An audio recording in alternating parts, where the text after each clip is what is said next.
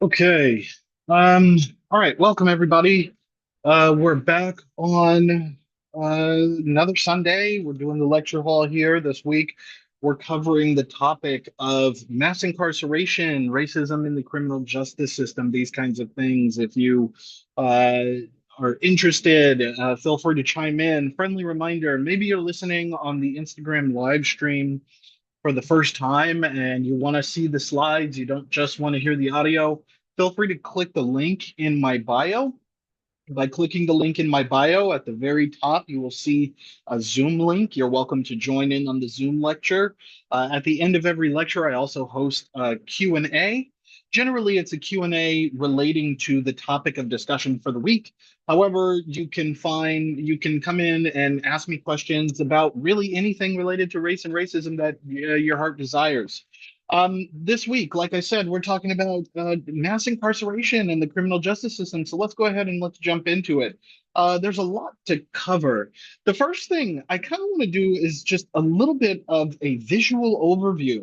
Often, when people think about the context of mass incarceration, or criminal justice or something like that, they often think of it as being sort of existing in isolation in a way. And by existing in isolation, what I mean is that the phenomenon of mass incarceration happens to be a phenomenon of the present time, of the present moment, of contemporary society. And in reality, mass incarceration is a phenomenon that goes back to the practice of slavery itself.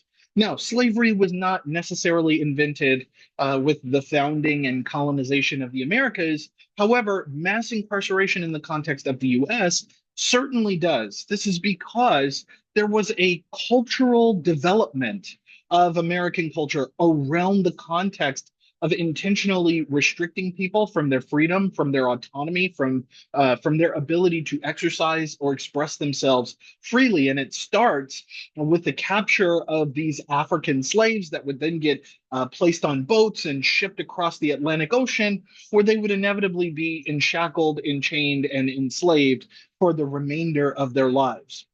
In the context of this, they're getting sold, right? They're being evaluated for their bodies, for their ability to work, for the prospect of their ability to produce massive amounts of labor and profit for the people who would buy them. And so it becomes a thing where, as we jump into this discussion, I just want you to keep in mind here the historical context of mass incarceration really is about a historical trend. It's informed throughout the timeline of history, and it doesn't just exist because we can talk about crime and crime statistics in the modern era. So please keep this in mind that whenever you're thinking about slavery, or whenever you're thinking about the people who existed on these slave plantations, you really do, in fact, need to observe slavery or view slavery as a form of incarceration. That these people are being withheld from their freedom, they're being withheld from their autonomy, they're being restricted from their ability to have equal access and equal protections under the law. And so that on its own is a form of incarceration, even though many of these people would be working on open fields. They're not necessarily restricted by shackles all of the time necessarily, but that rather they are in fact existing in the context of incarceration. So incarceration, and therefore mass incarceration, to some extent, I would argue, is not necessarily a function or a creation of relative recent time, but that it in fact has always existed throughout the timeline of American history, going back to its very founding. Okay. And so this is very real, where I could show you pictures of people who are, it's like artistic renditions of their autonomy and their freedom is being restricted. Please remember that these are in fact real faces. These are real human beings, some of whom have been raped, some of whom have been lynched, some of whom have been maimed, their families have been jumbled. They've never been allowed to see their relatives again for various reasons, including perhaps being sold as a form of punishment or being lynched in the street. And even as you evolve past the time in which African Americans were freed, right? Slavery was no longer existed. I still would argue that there was, in fact, a culture of incarceration. And the culture of incarceration that we're talking about here is a culture in which people's freedom and autonomy is still being restricted. It doesn't necessitate that they're behind bars. It doesn't necessitate that they're wearing an orange jumpsuit, but rather that in the context of their lives, their freedom and autonomy is being restricted. And that restriction of their freedom and autonomy goes well beyond the 20s, for example. It goes into the context of the 40s, the 50s, the 60s, for example, even the function of having the practice of segregation, right? Separate but equal institutions, whether that's schools, whether that's hospitals, whether that's universities, whether that's busing systems or anything. This context of practicing a culture of restricting people from their own freedom and trying to enforce the restriction of their freedom is something that then permeates not just a jail cell, but rather all other aspects of life. That to some extent, when I am talking about the history of incarceration manifesting in the form of what you see in a jail cell in an orange jumpsuit, that we're talking about that being adequately contextualized in the context of just a general fight for what? What's the active word there? It starts with an F, freedom, right? The fight for freedom is very telling that when that is the subject of what is being contested, when that is what is being fought for, then what's at the core of that fight is it's in combat with a history, a culture of incarceration. And so, needless to say, none of the people that you see on these screens necessarily find themselves in jail cells, but by virtue of existing in a culture that intentionally marginalizes them, is still in some way incarcerating them. Okay. Um, Now, maybe you say, for example, oh, that's reaching. But if it's reaching, then why does it get to a point where, like, after peaceful protests, right? After you've got people dressed in their Sunday best singing "We Shall Overcome" and chanting nonviolent salutes in the streets, they're getting sprayed down with dog hoses, they're getting sprayed down, or excuse me, with water hoses and getting dogs sicked on them. That it then the cultural climate kind of escalates in tension. And that escalation in tension is reinforced by what is very clearly a fight for freedom, a fight for exercising fundamental American rights on the basis of being equal, and then having a resistance effort contrary to that. So when I talk about mass incarceration, I'm going to be talking about crime statistics. I'm going to be talking about a lot of things. I want you to properly situate mass incarceration in its appropriate historical context. And that historical context is one in which it doesn't just pop up out of nowhere. It's not that Black people just suddenly were like, well, I'm just going to start smoking crack and I'm just going to commit crime and I'm just going to go out and do these things and fuck America and we don't like being American, but rather that there is a cultural timeline, like for lack of a better term, an evolutionary progression that leads to the manifestation of what we're calling mass incarceration in the contemporary modern era. And what we're calling mass incarceration today, yes, is represented by a disproportionate and overrepresentation of Black people within these systems, but it is informed by a culture that has always and traditionally marginalized people, these people, in this way. Okay. And so, as I'm showing you these pictures of the timeline of American history, let me go back for a second. And I'm so sorry I'm jumping back and forth here. I'm kind of ad-libbing. But as I'm going back and forth here, I want to point out to you that what inevitably leads to what we're calling mass incarceration in the contemporary era is that we did have at one point in time Black people who did peacefully protest. They showed up in a suit and tie. They showed up with American flags. They showed up arm in arm. They held Bibles. They chanted for freedom. They were very peaceful about it. They only wanted to be treated as equal citizens. They wanted access to voting without being gerrymandered or having the power of their votes watered down. They wanted to be able to elect people who could represent their values and their interests. And what happened was that in trying to fundamentally utilize the proper channels and mechanisms of what we would constitute as American rights and freedoms, there was a resistance effort. And in that resistance effort, these people found themselves on the receiving end of violence, right? They're on the receiving end of still not getting the rights that they are inherently entitled to by virtue of being American, these so-called inalienable rights. So by the time we manifest, we go through time, and now what's starting to precipitate from this ongoing resistance effort that Americans are engaged in restricting Black people from having equal rights, the same equal rights that Lyndon B. Johnson had signed for in the Civil Rights Act of 1964, we now find Black people becoming highly militant. Okay.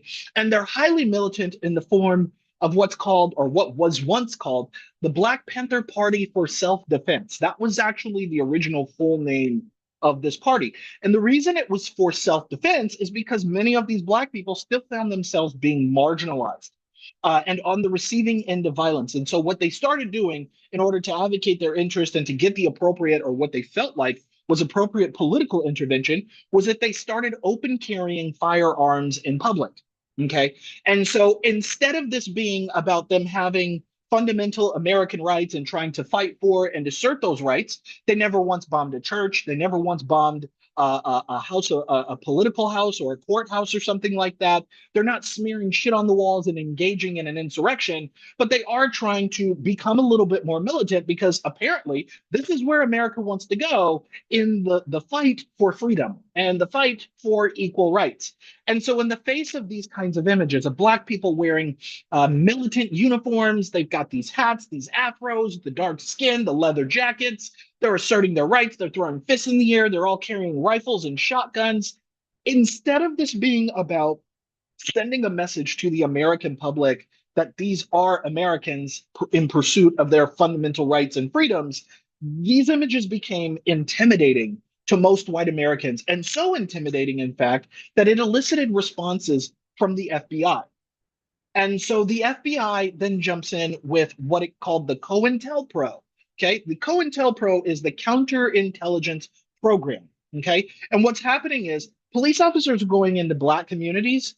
They are harassing these men. They are brutalizing people in the streets, and no one's really doing anything about it. So the Black Panther Party is essentially patrolling their neighborhoods with open carry, and they're essentially intimidating law enforcement officers into not harassing the people of their communities. And so at some key points, what ends up happening is those officers don't yield, they don't back down or anything like that because they're officers of the law and they have a sort of power and authority. What ends up happening in certain key events is that the Black Panthers are then finding themselves in violent shootouts with the police. Okay. And so ultimately, that on its own, once violence starts to precipitate, it undermines the Black Panthers as a political organization because now the federal government is going to step in and it's going to try to undermine the Black Panther parties in whatever ways it can. And so the FBI director, J. Edgar Hoover, for example, at the time, found himself determined to infiltrate, harass, destabilize, and destroy any and all nationalist groups and their leaders during this particular period in time. Now, in this particular context, when they say all nationalist groups, what's really meant by that is just the Black Panthers and these notions of Black nationalism. Part of what's happening here, and part of the reason for this, is because they feel that the ability for the Black Panthers to open carry, just like the KKK was doing, for example, the ability to go and march up to the steps of a courthouse or a federal building of some kind and to militantly assert their rights appears to be a threat to notions of American sovereignty and the interests of the government, right? And so, on its own, then, the FBI is using forms of weaponized intelligence to go about investigating these people, but then also undermining them if they can. And so they sent in undercover agents who were mainly Black people to provoke acts of violence, to provoke criminal acts, and to see if they could catch these people and then throw charges at them that would land them in prison. Okay. And so the COINTELPRO, or the COINTEL program, counterintelligence program here, it it had problems, and the problems with its operation are abounding. The problems are that it violated several fundamental amendment rights, constitutional rights that are guaranteed. First of all, uh, uh, it was argued anyway that there was a violation of the Black Panther Party's First Amendment rights to free speech, right? Because if you are going to identify a political organization and then try to undermine them for whatever their political values might be, and to intervene on that front, although they were open carrying, none of them advocated violence, none of them threatened violence more than they were trying to assert their rights and freedoms in the same ways that white people had in traditions past. So for the FBI to launch a severe intervention endeavor on this front would appear to be and can be argued to be a violation of the First Amendment. Second, then, is a violation of the Fourth Amendment that the FBI is being so headstrong in its investigation to infiltrate and discredit and undermine this organization that they're actually engaging in warrantless searches.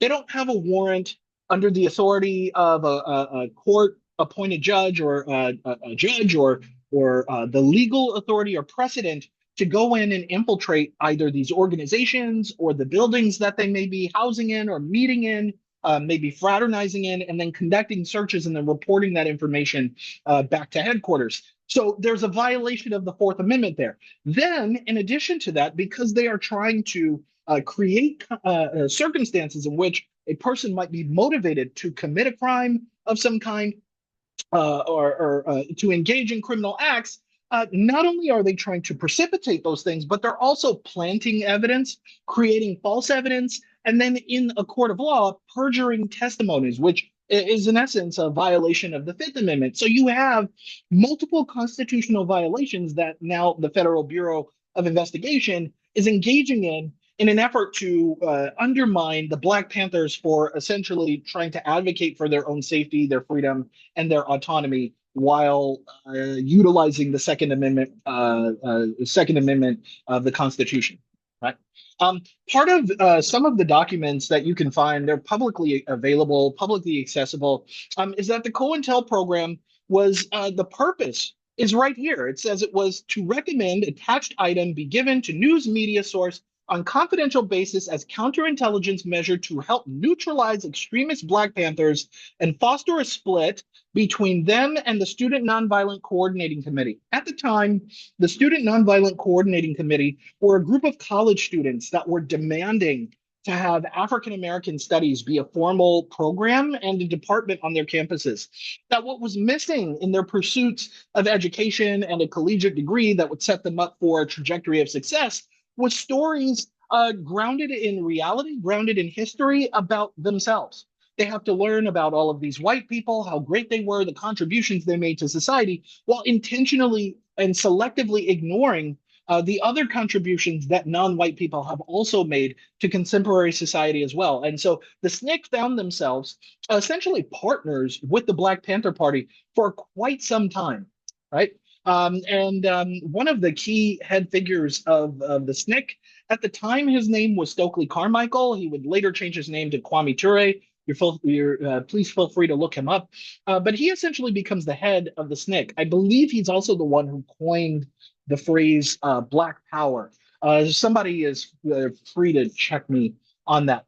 But anyway, the background of this, it says here in this document, this is a feud between the two most prominent Black nationalist extremist groups, the Black Panthers and the SNCC. Attached item notes that the feud is being continued by SNCC, circulating the statement that according to zoologists, the main difference between a panther and other large cats is that the panther has the smallest head.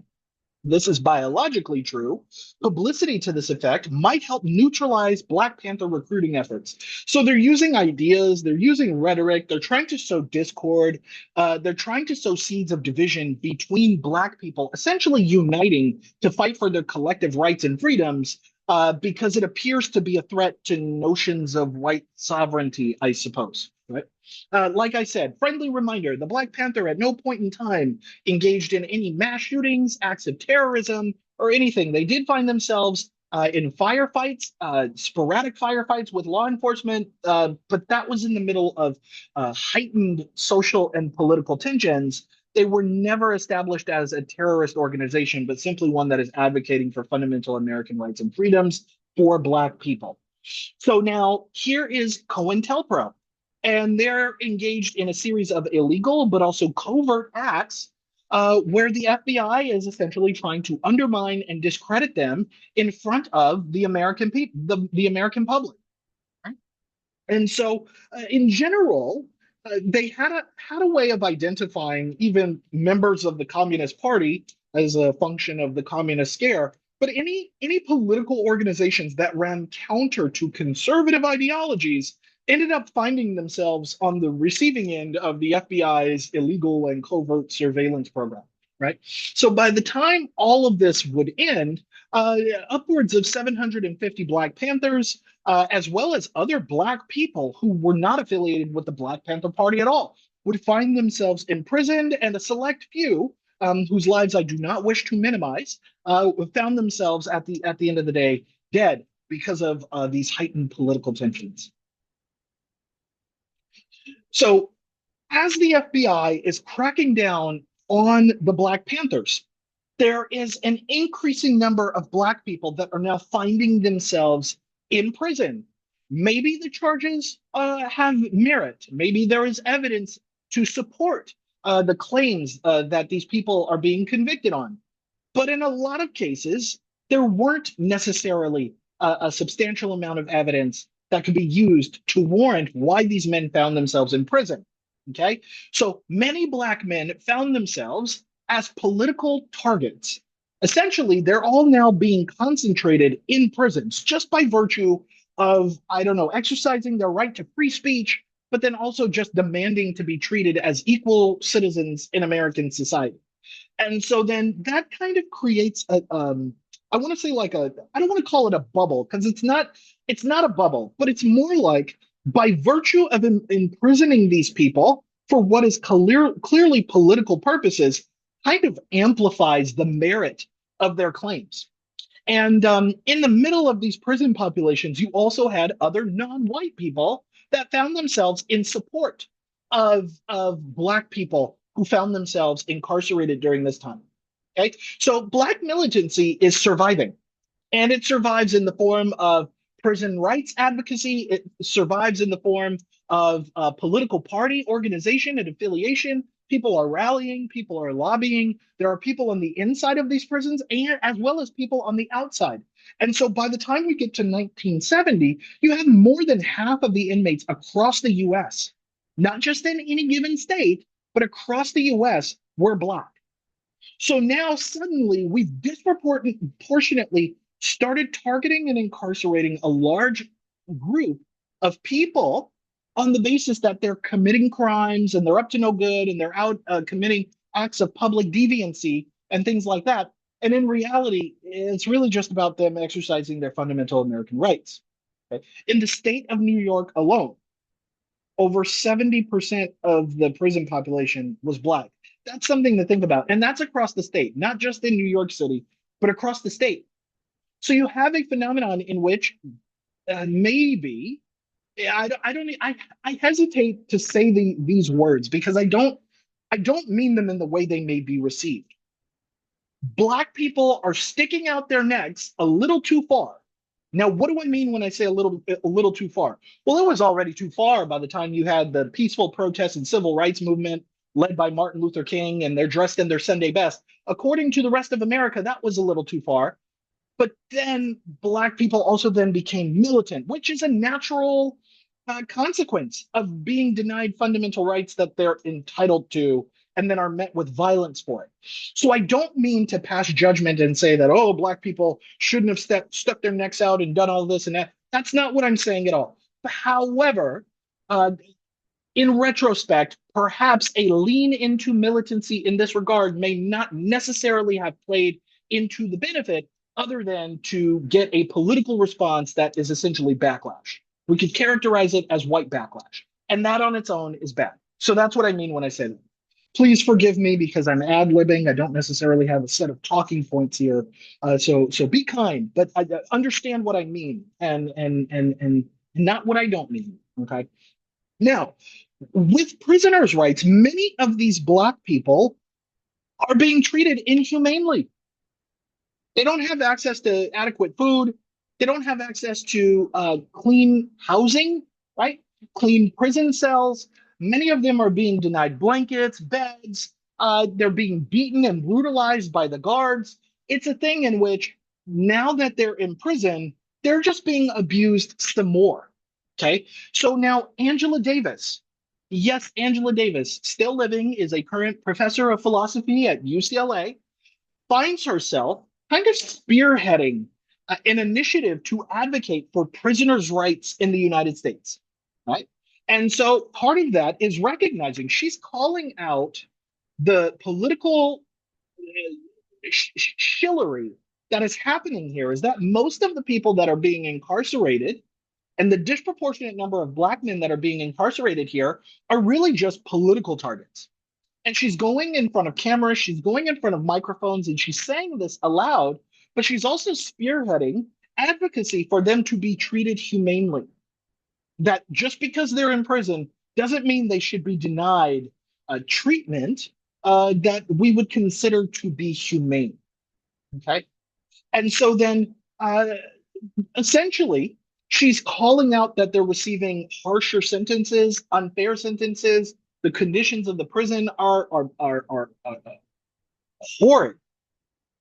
And she ends up on the FBI's top 10 most wanted list. Okay. Now, why is Angela Davis ending up on the FBI's top 10 most wanted list? Well, part of the reason is multifaceted, but really at the core of it is it was just political. That's really it. And the reason it's political is because Davis, back then, was a member of the American Communist Party. This particular political party was being vilified because of the Red Scare, and there's valid reason for the Communist Party to have been vilified during this particular time, because the Soviets were using notions of racial equality to try to undermine political trust in American democracy. That much is true. Okay. But the American Communist Party was also advocating for racial equality. It was comprised of both white and black constituencies. They were advocating for fair labor laws. They were advocating for better economic conditions, as well as the fundamental civil rights and freedoms of black people. So Davis found herself a member of the Communist Party, which is then a kind of red flag to the federal government that she might be a vector for Soviet propaganda.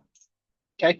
And then in addition to that, it's not just by virtue of her affiliation with the Communist Party, but also now that the FBI is throwing out uh, evidence-less charges at her that she's supplying weapons for a raid, that she a raid which led to murder, the kidnapping of another person, conspiracy to undermine the United States. Okay. And so on this basis, then, Angela Davis finds herself a fugitive and is now fleeing the US. Someone please fact check me. My facts might be a little bit hollow here, a little bit shaky, and I'm open to being corrected here. I believe she fled to Cuba for about a year or so before she was captured in Cuba and then returned to New York State, where she spent a year in jail. And essentially a year experiencing the same kind of inhumane treatment that she had prior been advocating for most of these black men that found themselves disproportionately incarcerated by the FBI. So, with Angela Davis in prison, and most Americans understanding what her political motives were, what her fight for fair treatment and equality was, most Americans launched a Free Angela political campaign. And notice on the button here, it's not just Free Angela, they're also saying, and all political prisoners. The consensus, the common understanding of this particular era was that the people who were being disproportionately incarcerated were in fact being disproportionately incarcerated because they were black, because they open carried, which was lawful, right? And because they appeared to be a threat to notions of white supremacy. We could go ahead and characterize it as, right? Okay. So after a really long and drawn out court case with literal national attention, there wasn't any evidence to convict Angela Davis of anything, right? And so she was acquitted. That's how she ends up free and as a professor of philosophy at UCLA even today, right? And so I want to address this point. There's a common talking point that I've heard, especially in the whole Xavier DeRusso, Charlie Kirk circle, is, oh, well, don't you need to commit a crime in order to be incarcerated? So what's the problem with incarceration? Well, the reality is that if we did an honest and thorough review of history, no, you don't actually have to commit a crime in order to be incarcerated. So, this idea then that we are witnessing political prisoners or political imprisonment of a select group of people who became militant because they wanted equality and then were met with violence, is how we end up getting to the rise of mass incarceration here. Is that inevitably develop a culture in which we normalize the political persecution of Black people by using hollow charges, evidenceless charges or claims to throw those things against them. And then by virtue of them being Black, their likelihood to be able to secure fair representation, legal representation is slim to none. Their likelihood to get fair arguments in their defense is slim to none. And then on top of that, they're given harsher sentences. Now, where are the harsher sentences coming from? Well, by the time we're getting to the 1980s, and I'm really just talking about Ronald Reagan's two terms here. Okay.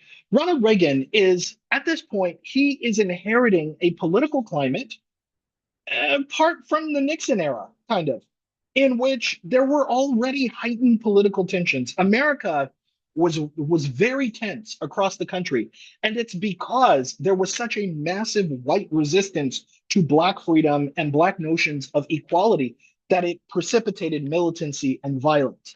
So Ronald Reagan is essentially stepping in which, to be fair, nobody wants violence across America. Nobody wants riots, buildings getting burned down, whole communities getting destroyed because people are angry and cannot contain their emotions. However, this is also an opportune moment for Ronald Reagan to kind of ensure that whatever is happening here politically can never happen again.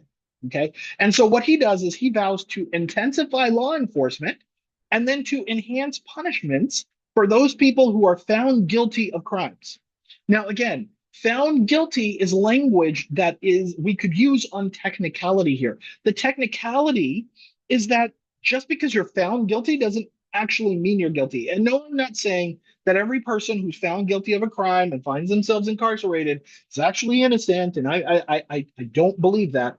At the same time, we cannot ignore the reality that there is racial persecution, there is political persecution, and there is a concerted effort to increase the number of Black men who are or Black people, Angela Davis included, who are finding themselves in prison, whether they were innocent or not. Okay. So, on that basis, then, Ronald Reagan is essentially increasing federal spending in order to increase active police presence in these Black communities. And this is where you get into increased police presence in Black and Brown communities, is that by virtue of increasing police presence in these communities, it then increases the likelihood that a person can then be incarcerated, whether those charges have merit or not. So essentially, Ronald Reagan signs what's called the Comprehensive Crime Control Act of 1984. Okay. And so in this bill, it's comprehensive. Obviously, I can't include all of the details of the bill in a single slide or two. It's quite massive. However, it did establish minimum sentencing policies and practices for specific crimes committed. So where you hear, I don't know how many of you are familiar with Dave Chappelle's comedy, especially that of the early 2000s, but there's a joke he has where he's talking about this guy that pops up and goes, no, nigga, that's 5 to 10. Don't do that. Right? It's a thing where people now know the minimum or potential maximum number of years that they can get for committing a specific crime. Now, on the surface, politically, the idea is, well, if you tell people that we're getting tough on crime here, we're going to increase your sentencing, we're going to introduce minimum sentencing laws, okay, that maybe we can deter crime. But the reality is that, like I said, there are lots of Black people that are finding themselves in prison, and may not necessarily have violated the law at all. So now we're just advertising to potentially innocent people that we could, in fact, put you away for 5 to 9 years if we find you guilty of armed robbery. We have no evidence you committed, right? So it becomes a thing where now you have sentencing prescriptions, and those sentencing prescriptions are like wide ranges. Like I said, 5 to 9 for armed robbery. We're not talking about, okay, you have a minimum of 6 years, a minimum of 5 years, and a maximum of 6 years, and the discrepancy there is based on the severity and context of the crime committed or something like that. But rather now, that this bill is encouraging judges to use their discretion about how they prescribe these sentences, right? And to some extent, you can understand why the use of discretion would be there. The use of discretion is there because it means that every crime committed is different, right? Not every crime committed is exactly the same. Okay. It may include some of the same violations of the law, but we're also talking about the context, the nature of the crime, what actually happened on an individual basis. So to some extent, it would make sense that you would then say, Judge, you're supposed to use your discretion in each case that comes across your desk. But now there's a thing where you have to keep in mind in the United States of America, historically, culturally, traditionally, we have normalized anti-blackness. We have normalized the unfair treatment and exclusion of Black people from society. So if you are disproportionately appointing judges who have this cultural bias as a fundamental part of their psyche, and they are then told to default to their discretion in their prescription of specific sentences for crimes that they find the defendant guilty of, it then means that you are inherently inserting a racial bias into the prescription of that sentence, right? So Black people then, coincidentally, with the signing of this bill and the years that would later follow, we now see not just a rise in incarceration, but also Black people specifically ending up with longer, harsher sentences, and they are being disproportionately concentrated on death row. Okay. And that's by virtue of now a bill being signed into law that motivates the use of unnamed and unacknowledged racial biases that then show up in aggregate when we look at the data. Okay. So when we're looking at incarceration rates by race, when we're looking at sentencing rates by race, when we're looking at even if we can say, okay, we're looking at the data for those people who were found guilty of crimes, you cannot make the assumption that everyone who was found guilty was actually guilty because we already have a history of racial and political persecution, and to some extent, gender persecution too. Wait till I show you the graphs on this. Anyway, okay. So, in toward the end of Reagan's second term, he would then additionally sign the Anti-Drug Abuse Acts of 1986 and 1988. And he's officially launching what's called the War on Drugs. Now, back in Nixon's time, you'll have to forgive me. I have lots of slides on this, but I have to condense it down for the sake of time. So I need you to forgive me when I'm glossing over history here and I'm saying things that are not necessarily on the screen. You can still fact check me. By the time we get to Nixon, Nixon was already trying to respond to this heightened political tension by saying that the way that Black America is responding to the assassination of Dr. King and what's going on with civil rights has to be a function of drugs. These people are on drugs. If they want to like burn down their communities and burn down large portions of America because they're angry, it can only be drugs. Well, Nixon got drowned out by the Watergate scandal. He eventually resigned. So when Reagan steps in, he's really just continuing Nixon's policies, the things that made Nixon popular outside of the Watergate scandal. So toward the end of his second term, he's essentially saying, yeah, these communities, they have drug problems. Now, there's no evidence of that, right? I showed you pictures of people dressed in their Sunday best, okay? And they're holding, they're arm in arm, and they're marching down the streets, non-violently protesting, singing, "We shall overcome." Did anybody there look like they were on crack? Did anybody look like they were snorting lines of cocaine? No. And then even when we get to the Black Panther era, maybe people are smoking weed, but even then, it's like, well, I don't know. Today, weed is regularly and commercially, recreationally available. So that's not really a point of stigma there. Does anybody look like they're smoking crack? Does anyone look like they're snorting lines of cocaine? It doesn't really appear like that's happening. Now, I'm not saying that wasn't happening, but from what we know about the signs and symptoms of a crack epidemic in a particular community, anybody who was a member of the Black Panther Party did not display any evidence of that. Okay, so now here is Reagan, who is essentially passing bills, signing bills into law, motivated by nonsensical ideas. Now, by the time we get to the mid to late 80s, yes, cocaine use is prevalent, but it's prevalent among Americans, not necessarily Black Americans, right? You have shows like Miami Vice, for example, talking about smuggling cocaine in from Cuba and all of these different Latin American countries, and then cocaine use making its way into the elitist circles. Okay. So, yes, you have prevalent use of cocaine by the time we get to the 80s. And yes, you eventually get to the manifestation of a crack rock existing, but there's really no evidence at this point in time that like Black people are disproportionately using these things in comparison to other non-Black communities.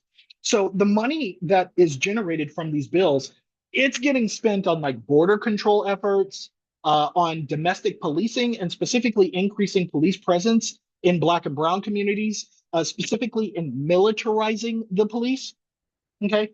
And so in some cases, certain court cases would then allow for the use of illegally obtained evidence during trials, which meant that in some cases, even if there was evidence of like video evidence of a police officer planting evidence on a person, which go to YouTube, there's plenty of evidence that it's happened before.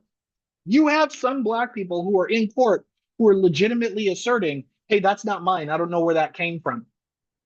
And society has a way of relegating that as a cliche lie. And yet, I encourage you to go to YouTube and search police planting evidence at a crime scene. You'll see evidence of it, right? So here, then, Ronald Reagan is also then trying to control how judges are using their discretion by just restricting it a little and restricting it in unique ways. For example, with the use of cocaine, powdered cocaine found its way among white communities, and yet crack cocaine, the rock form of cocaine, which molecularly is no different than powdered cocaine, finds itself disproportionately concentrated in Black and Brown communities. So Ronald Reagan is then creating a legal discrepancy in which the crack rock has a harsher punishment than powdered cocaine, despite the fact that molecularly they are the same. Okay? Now, in the context of the war on drugs, I want to show you this. This is a graph from the Lancet. The Lancet is a clinical research medical journal in the UK. Okay. Now, specifically in the UK, I know that it's not in the context of America, but I still think that the context applies here. Here's why. This is a graph measuring harm caused by drugs, where the light blue compares the harm that is caused to others compared to the harm that is caused to the users. Okay. Now, what is the most dangerous substance on this graph? Alcohol. Now, mind you, during the 80s, we still had the drinking age is 18. There weren't drinking and driving laws. You've got Budweiser commercials and Grey Goose commercials on TV, right? And so then here we are, where like alcohol is measurably more dangerous than most other substances that we consider to be Schedule One or potentially lethal in the U.S. And is Ronald Reagan trying to regulate alcohol? Is he trying to introduce a new prohibition era? Absolutely not. Okay, so keep that in mind when you hear the political stigma around drugs, around crime. Well, what kinds of drugs? Okay, and to that point, What kinds of drugs? Well, by the time we're rolling into the George H.W. Bush era, okay, you have pharmaceutical companies that are essentially bribing doctors. I don't want to say bribing because that's not the official language that's used, but they are, in fact, incentivizing doctors to prescribe their opioids by giving them monetary incentives. And they're motivating these doctors to prescribe them in the treatment of chronic pain, which on its own is medically legitimate. Okay.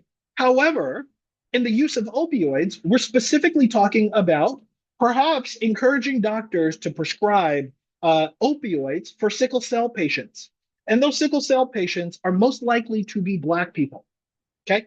But in general, anyone who needs it, maybe it's a cancer patient, maybe it's a surgery patient, maybe it's a donor of a critical transplant of some kind, prescribe opioids because yes, they are in fact effective in the treatment of pain.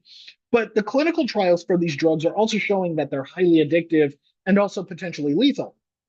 Well, they're still driving that these doctors need to prescribe these drugs anyway and prescribe them to those who need them. Well, in the context of sickle cell, there are a disproportionate number of Black people who experience sickle cell and so would be prescribed these addictive and potentially lethal substances.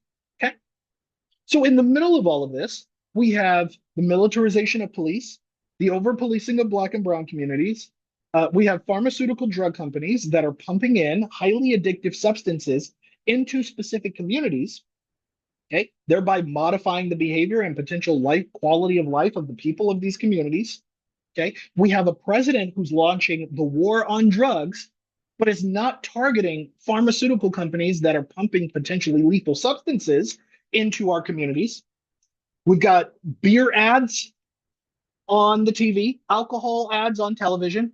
Now we're starting to get advertisements of talk to your doctor about getting prescribed blah blah blah, and no one's trying to regulate this at all. And so then by 1991, we have the first wave of the opioid epidemic, an epidemic which, by the way, still exists today. Okay, so was the war on drugs really a war on drugs? No, no, it was not. No, it was not. It was about creating volatile, specific, environmentally volatile conditions that would increase the likelihood for being able to disproportionately imprison a large number of Black people so that we never politically return to a period in which Black people are militarizing to demand equality that they're entitled to. That's what you have here. Okay. So fast forward into the early 90s now, and you have Bill Clinton, who's characterized as the bipartisan president here, and he's vowing to end welfare as we have come to know it. So now, not only is it a war on drugs, not only is it destabilizing communities with pharmaceutical substances, not only is it increasing the militarization and presence of police in Black and Brown communities, but now we're going to racially stigmatize welfare. We're going to end welfare as we come to know it because these Black people, these brown people, oh, they're welfare moochers. Oh, they're just lazy. They just want to sit around all day and have kids and have parties and they don't want to work and they don't want to do anything. And then they end up committing crimes and they have the audacity. They have this chip on their shoulder where they just feel like they can destroy their communities. And then I end up showing you consistent data across decades of majority white people utilizing welfare of all kinds. So Bill Clinton is also passing legislation on unfounded racial ideas that we're going to end welfare as we've come to know it, destabilize Black families even more. He's advocating for more minimum sentencing laws. Part of the bill that he signs here, the Violent Crime and Control and Law Enforcement Act of 94, restricts the right to appeal conviction and death sentence. So Black men who are finding themselves disproportionately concentrated on death row and may be genuinely asserting that they did not commit crimes that they are being found guilty of and then sentenced to death, they have a harder time appealing their conviction. Okay. So now, by the time you get to 94, they're allocating, excuse me, almost $14 billion to expanding state and local law enforcement and then concentrating them in Black and brown communities.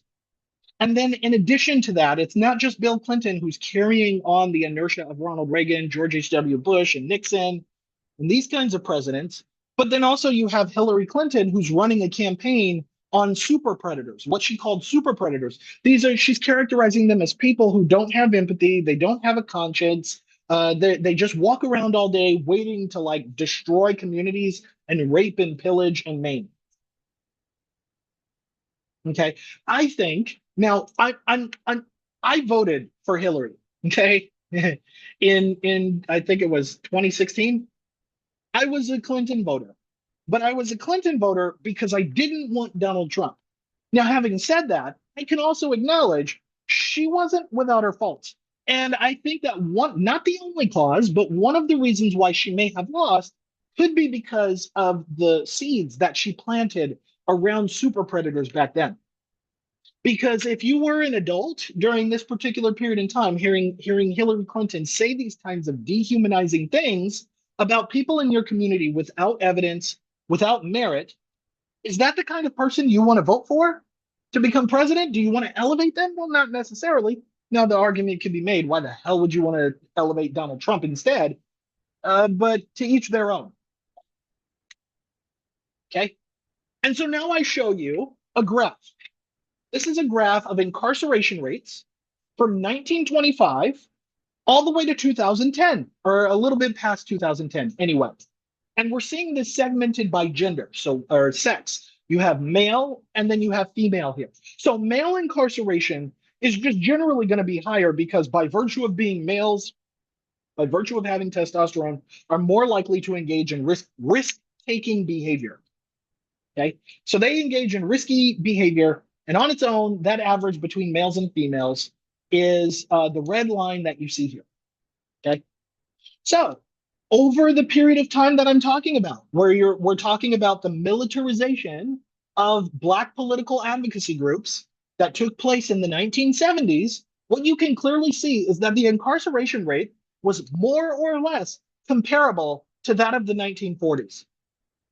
And all of a sudden, when you have Black people that are lawfully exercising their constitutional rights in a way that fundamentally threatens America, this is during a time period post civil rights activism, suddenly you see incarceration rates skyrocket. Let me see if I can use my hand here. It's skyrocketing. Oh, and then it cuts off the screen. Okay, whatever. The point is, you see that it's skyrocketing here. And it's not really skyrocketing for females. Yes, there's a slight hump there. It's mainly skyrocketing for males. Well, why is it?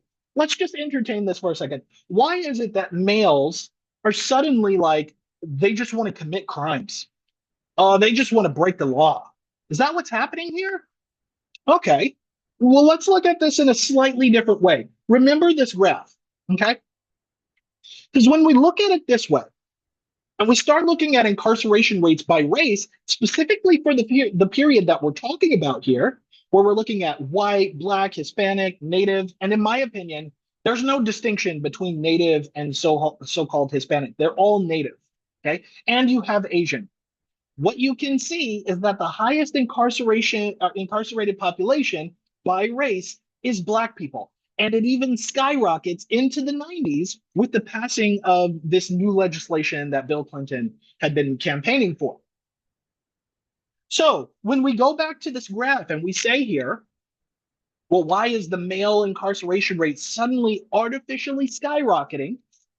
Well, who disproportionately represents that particular group? Black men.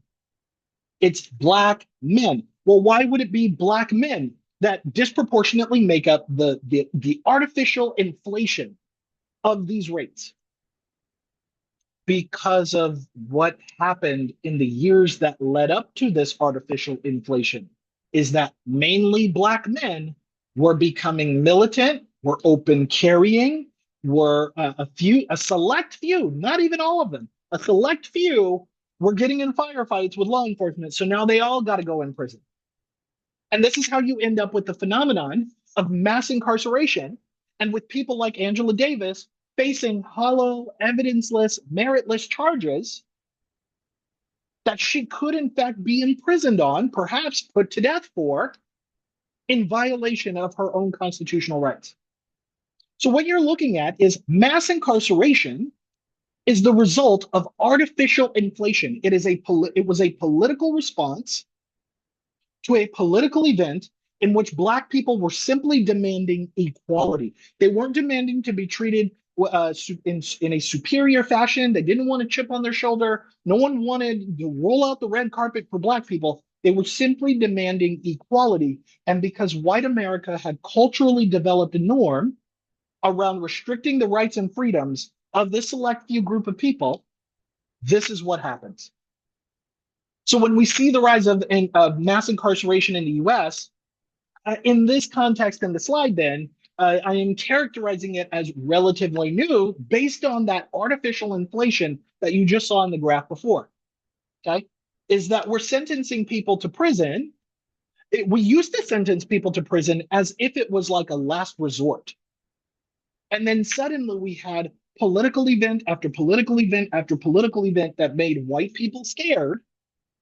And in making white people scared to give Black people equality, it was just better to just kind of shove them all in prison. And then we're going to get tough on crime. That's the logic there. The political logic is we're not targeting Black people. We're just getting tough on crime.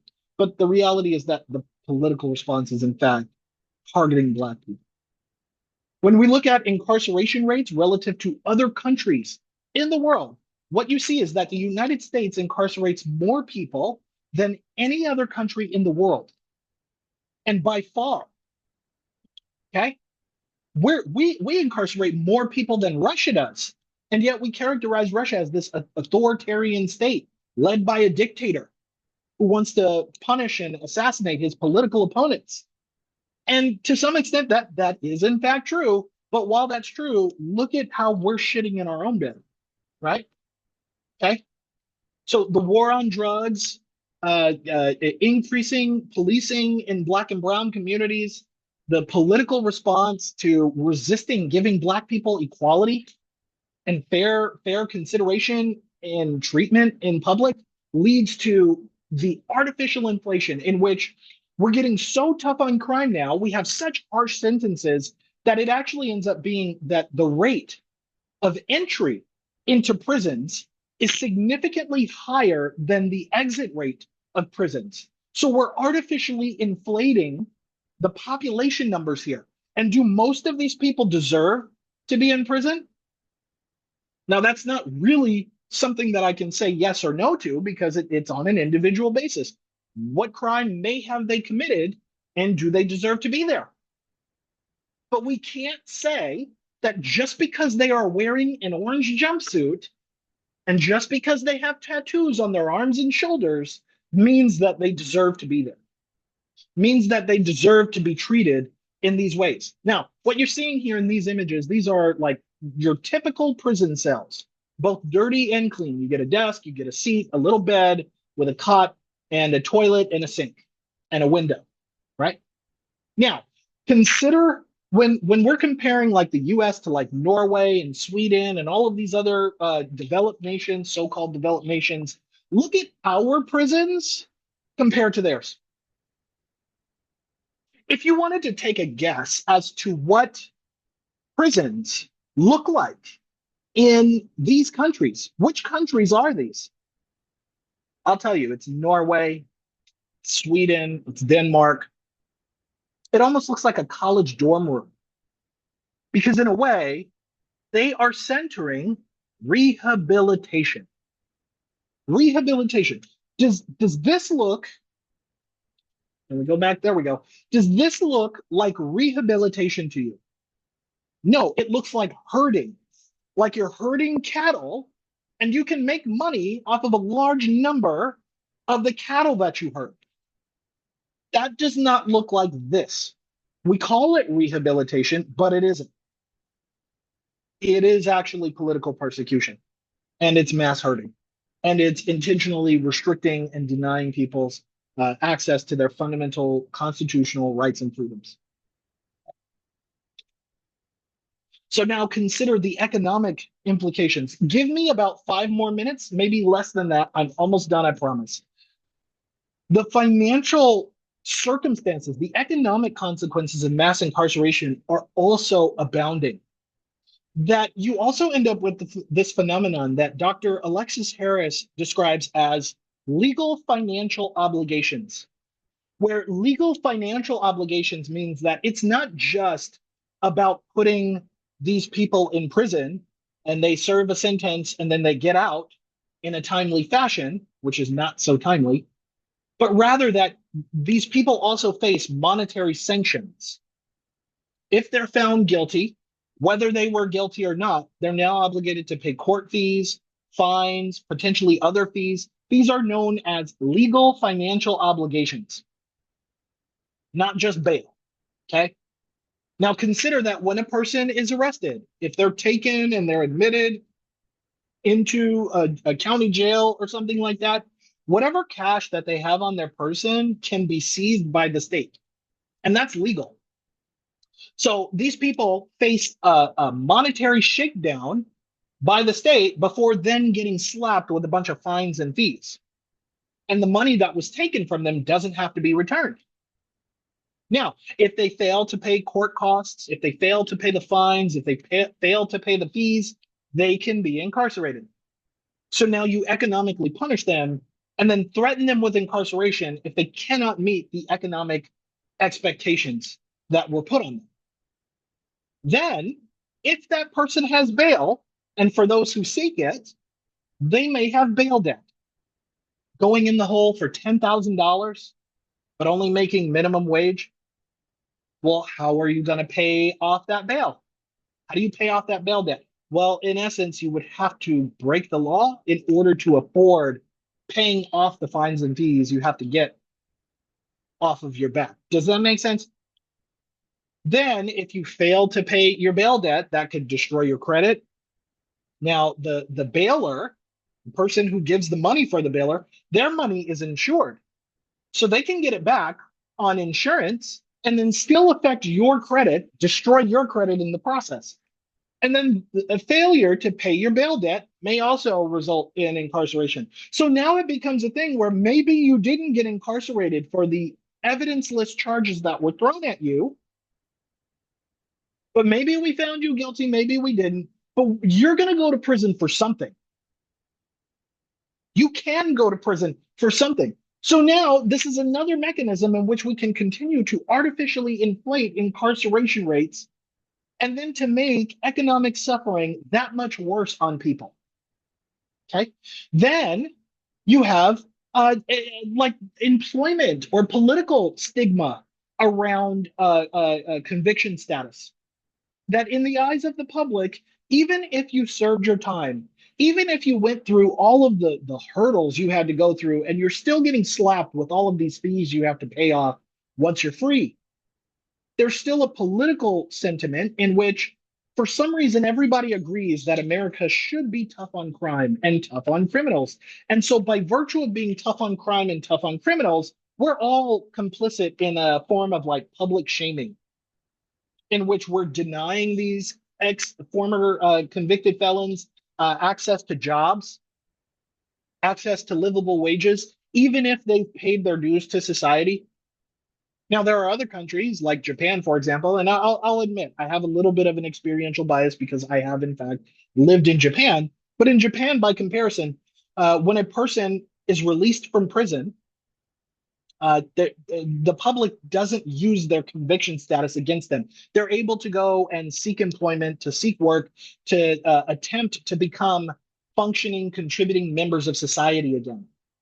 No one is using their conviction status against them. And generally, those people in Japan have low rates of recidivism. Well, in the United States of America, we have a way in which we create survival. The conditions for survival are impossible for former convicted felons. Okay. Which means that if they don't start their own business, like Mike's Killer Bread, for example, this is a guy who was in prison for murder and then came out and couldn't find a job anywhere. So he started creating bread and then marketed the bread after his murder conviction. If you don't create a multi-million dollar company for yourself entirely on your own, you're essentially screwed. And your only way to survive is to continue to break the law, which then increases your likelihood for recidivism. Most people see these convicted felons as if they're like wild animals that are unleashed on the public, rather than people who may have made a mistake or didn't even make a mistake at all and were still punished for it. Okay. This means then that implicitly, not only is there a high likelihood for people and specifically people of color to end up incarcerated in the United States, but then the social and political conditions that we create also reinforce that likelihood too. Okay. Then convicted felons get their voting rights revoked. Because once you're labeled a former felon, you can no longer vote anymore. And since African American men comprise majority of the US prison population, by virtue of this political response to the rise of the Black Panther Party, this means that today a disproportionate number of African Americans are not legally allowed to vote. And on the very rare occasion that a person is engaged in illegal voting of some kind, which again doesn't really happen, they could receive up to 8 years in federal prison. Even if they've paid their dues to society, their ability to participate in democracy is still revoked, even as they're taxpayers or might be taxpayers. Lastly, you have the effects on mental and emotional well-being. That for people who are incarcerated, especially incarcerated at young ages, a lot of their development, their psychological development, their personal development is arrested in time. It's frozen. Many of these people might display symptoms of PTSD, which is post-traumatic stress disorder, for those who don't know, are more likely to display or report higher symptoms of depression and anxiety, and the inability for society to allow them to even attempt to pick up the pieces of their life reinforces that mental stress, thereby creating conditions in which they might find themselves right back in prison that gave them this experience in their life in the first place. And so, what we're looking at in the context of the United States is how a phenomenon of historical, or let me say it this way, political persecution that is informed by a historical and cultural trend creates epidemics, psychological epidemics, social epidemics, political epidemics that are detrimentally affecting American society as a whole. That's the end of my discussion for this talk here. I'm sorry, I always tend to go over time just a little bit. I want to open up to, let me see here. I want to open up for discussion. Let me see if oh no, my Zoom is frozen. I am so sorry right now. My Zoom is crashing out. If you could allow me just a moment, my computer has just decided to freeze. Things operational on the live stream end, and here we go.